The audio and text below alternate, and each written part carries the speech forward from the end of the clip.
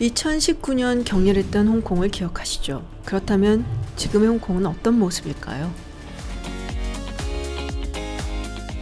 안녕하세요, 김지윤입니다. 얼마 전 중국에 양회가 있었습니다. 양회라고 한다면 중국의 여러 가지 정책을 결정하고 또 경제 전망, 또 목표치도 내놓고 중요한 법률을 바꾸거나 또 입안을 해서 통과시키는 이른바 가장 큰 중국의 정치 이벤트라고 할 수가 있죠.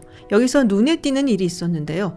바로 홍콩의 선거제도를 개편한 것입니다. 다들 아시다시피 1997년 영국이 홍콩을 중국에 반환을 했습니다. 그리고 그 이후로 홍콩은 일국양제, 즉 하나의 나라이지만 두 개의 시스템이 공존하는 매우 특이한 체제가 적용이 되었었죠. 그리고 홍콩 반환협정과 홍콩 기본법에 따르면 홍콩은 높은 자치권을 유지할 수가 있고요. 또 투표권, 언론 출판 표현의 자유, 그리고 집회 결사의 자유를 누리도록 되어 있습니다. 그런데 중국의 헌법에 따르면 모든 법률적인 해석은 중국의 전국인민대표대회, 즉 전인대가 가진다고 되어 있습니다. 그러니까 홍콩 기본법도 전인대가 어떻게 해석을 하느냐가 중요한 것이고요. 또 홍콩과 중앙정부 사이의 관계 역시도 또 전인대 그리고 상무위원회에서 어떻게 이것을 해석하는가에 따른 것이죠. 어떻게 보면은 태생적으로 상당히 불안했던 법이다라고 이야기할 수가 있습니다. 이번 양회에서 말씀드린 대로 선거 제도를 개편을 했어요. 홍콩의 입법의회 경우는 총 70석으로 되어 있었고 그 중에 40석을 홍콩 주민들이 직접 선출하게 되어 있습니다. 그리고 30석은 직능 대표들이 채우게 되어 있는데요.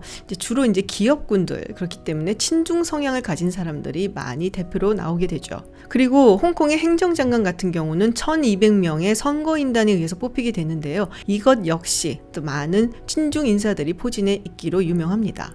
그런데 이번에 바꾼 선거 제도에 따르면 70명의 입법의회를 90명으로 늘리고 이 중에 30명을 홍콩 주민들이 직접 선출할 수가 있고요.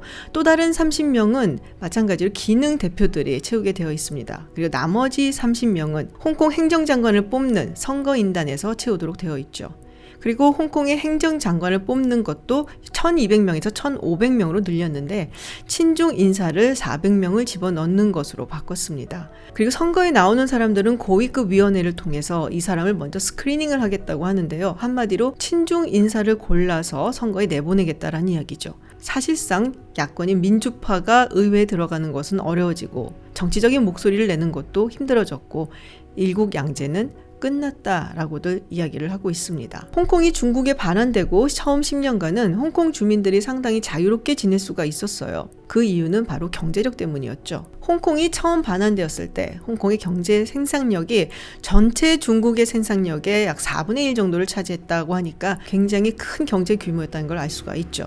하지만 시간이 지나면서 중국이 비약적인 경제 발전을 하게 되고 또 상해, 충칭, 그리고 선전 같은 곳이 대규모 경제 도시로 성장하게 됩니다. 일례로 선전 같은 곳은 인구가 처음에는 3만 명 정도밖에 되지 않았던 작은 어촌이다라고 할 수가 있었는데요. 시간이 지나면서 지금은 1000만 명에 달하는 그야말로 대도시가 됐죠. 2019년 기준으로 했을 때 이게 자료마다 조금씩 다르기는 한데요. 선전의 경제 생산력이 지금 홍콩을 거의 따라잡았거나 혹은 이미 넘어섰다라고들 합니다. 이렇게 되니까 그전까지 홍콩이 누리고 있었던 특별한 경제적인 지위는 사실 빛을 잃게 된 거고 중국 입장에서는 일방적으로 홍콩에 대해서 강압적인 정책을 취할 수도 있겠다라는 자신감이 생기게 된 것이죠. 반대로 홍콩 내에서 중국에 대한 반감은 훨씬 더 커졌습니다. 많이들 들어보셨을 텐데요. 중국의 부동산 부호라든지 또 기업들이 홍콩의 부동산을 대거 사들이기 시작을 했죠. 특히 2008년부터의 부동산 가격의 상승은 바로 그때와 맞물린다라고 이야기를 하고 있고요. 그리고 그렇잖아도 굉장히 심했던 불평등이 지금은 훨씬 더 심해졌고 특히 젊은 세대의 반감과 불만은 상상을 초월할 정도라고 합니다. 홍콩에서 그동안 대규모 시위라고 한다면 한 3번 정도 이야기를 할 수 있을 것 같아요. 2003년, 2014년의 우산혁명, 그리고 2019년에 있었던 시위죠. 그 당시에 홍콩 시민들이 거리로 뛰어나왔었던 것은 범죄인 인도 법안에 반대하기 위해서였습니다. 2018년 홍콩의 한 남성이 자신의 여자친구와 함께 타이베이에 갔는데요. 거기서 말다툼을 하다가 자신의 여자친구를 살해를 합니다. 그리고 혼자서 홍콩으로 돌아오죠. 이게 홍콩 법에 따르면 이게 대만에서 일어난 사건이라서 홍콩에서 기소를 할 수가 없었고요. 그런데 홍콩과 대만은 범죄인 인도 협약이 맺어져 있지 않은 상황이었거든요. 그래서 이거를 맺겠다라고 법안을 낸 건데 글쎄요. 우리가 보기에는 그게 뭐가 문제지? 라고 할 수가 있는데요. 이게 홍콩인들에게는 굉장한 위협으로 다가온 겁니다. 문제는 일국양제라는 특이한 시스템 때문에 중국에 대해 혹은 시진핑에 대해 비판을 했을 경우 중국으로 보내질 수 있다는 것이죠. 이런 홍콩인들의 불안이 그냥 과장도 아닌 것이요. 2015년에 있었던 사건 때문입니다. 퉁러완 서점이라고 있는데요. 이곳에서는 중국 대륙에서는 팔기 어려운 반중국적인 혹은 반시진핑적인 서적들을 많이 팔았다고 합니다. 특히 2015년에는 시진핑과 그의 6 여자들이라는 시진핑에 대한 어떤 폭로적인 서적을 팔려고 준비를 하고 있었는데요. 이 서점의 대표 그리고 점주 그리고 종업원 이렇게 5명이 실종이 되는 사건이 벌어졌어요. 그리고 그 중에서 한 명은 아직까지도 돌아오지 못한 걸로 제가 알고 있습니다. 많은 사람들이 이거는 중국 공안의 짓이 아니냐라고 의심들을 했었는데 가장 경악스러웠던 것은 마지막에 사라진 한 명은 중국의 어떤 지역을 갔다가 사라졌거나 혹은 동남아의 태국이나 이런 곳에 가서 사라진 것이 아니라 홍콩 내에 있었는데 사라졌다는 겁니다. 그러니까 이제 홍콩도 안전하지 않구나라는 생각을 하게 된 거죠. 실종됐던 인물 중에 한 명이 2016년에 돌아와서 인터뷰를 하게 되는데요. 원래는 중국 당국에서 서점에서 책을 사간 고객들의 리스트를 가지고 오라라고 했었는데 마음을 바꿔서 기자회견을 하게 됩니다.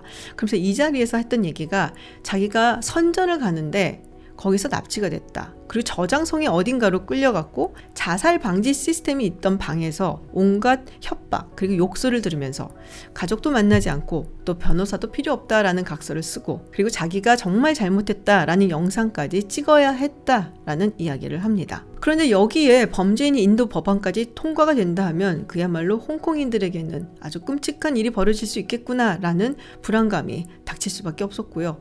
다행히 2019년 그 법안을 통과시키지는 못했습니다. 그리고 미국에서는 홍콩 민주주의와 인권법을 연방의회에서 통과를 시키고 또 트럼프 대통령이 서명하기도 했죠. 그런데 2020년 온 세계가 코로나19 때문에 정신이 없고 또 신음하고 있을 때 중국에서는 홍콩 국가보안법을 통과를 시키죠. 그리고 올해 홍콩의 선거 제도까지 개편을 하면서 이제는 홍콩이 완전히 중국의 통제 안에 들어갔다라고 봐도 무리가 아닐 것 같습니다. 우리가 그렇게 매혹적으로 느꼈던 서양과 동양이 공존하는 홍콩의 매력은 이제는 추억으로만 남는 것이 아닌가라는 생각이 듭니다. 홍콩대학교에서 1년에 2번씩 조사를 하는 게 있어요. 이 홍콩 사람들에게 당신의 정체성은 무엇이냐? 홍콩인이냐? 아니면 중국인이냐? 라고 묻는 건데요. 2019년 상반기 조사에 따르면은 본인이 홍콩 사람이다 라고 생각하는 사람이 약 53%였고요.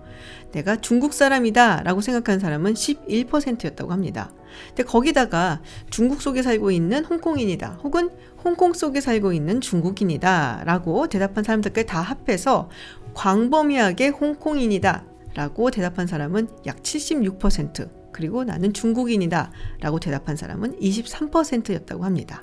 1997년 홍콩이 중국으로 반환된 이래 가장 낮은 수치였다고 합니다. 그리고 또 하나 질문은 중국인이어서 자랑스럽냐 라고 묻는 질문이었는데요. 여기에 자랑스럽지 않다 라고 대답한 사람이 71%였고요. 특히 젊은 세대 20대 같은 경우는 90%가 중국 사람이어서 자랑스럽지 않다라고 대답했다고 합니다. 아이러니하게도 중국 중앙정부와 투쟁을 하면서 홍콩인이라는 정체성이 만들어진 것이 아닌가라는 생각이 듭니다. 2003년도에 요절한 홍콩의 배우 장구경이 출연한 아비정전이라는 영화가 있죠. 60년대를 배경으로 한 이 영화에서 아비는 생모와 그리고 양모에게 모두 버림을 받고 자신의 정체성을 찾아다니는 경계인처럼 그려지고 있습니다. 지금도 많은 사람들이 기억하는 정말로 전설 같은 장면이 있죠. 이 아비가 만보춤을 추는 장면인데요. 그 전에 하는 독백이 있습니다. 다리가 없는 새가 살았다. 나는 것 외에는 알지 못했다.